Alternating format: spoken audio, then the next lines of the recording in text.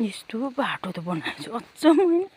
हामी लड्दै पढ्दै ओह्रालोमा उयो गर्ने ठाउँ कसले यस्तो बनाएछ बाटो त सिलिम पो बनाएछ त कस्तो राम्रो पो भयो त हौ। म चाहिँ मेरो भाइ माइला सुतेर जाँदैछु तल। अब यहाँ हेर्नु एउटा कार्यक्रम छ। यस्तो भिरको बाटो जङ्गलको बाटो यस्तो बनाएछ होइन। यो प्रकृतिले त प्रकृतिहरू चाहिँ लिएकै छ है। यतिको यहाँ आइपुग्नु भनेको यो भिरमा अचम्म लाग्छ हौ मलाई। ए होइन यहाँ उहिले हामी यस्तो बाटो अप्ठ्यारो त्यो कसले बनाएछ कति।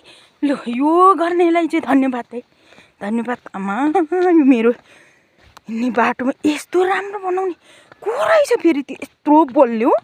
आमा मेरो नानी त नलोडी स्कुल पुग्ने भयो छ। यस्तो पो बनाइदिएछ आमा।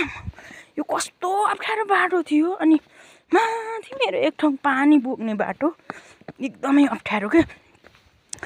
यो चाहिँ मेरो गाउँ हो। बिहान 6 बजीको भ्रमण त्यो चाहिँ धरान त्यो चाहिँ हरदेव अनि दर्लामी स्कुल डाँडा अनि उता सतीसाले उता यो कति अप्ठ्यारो।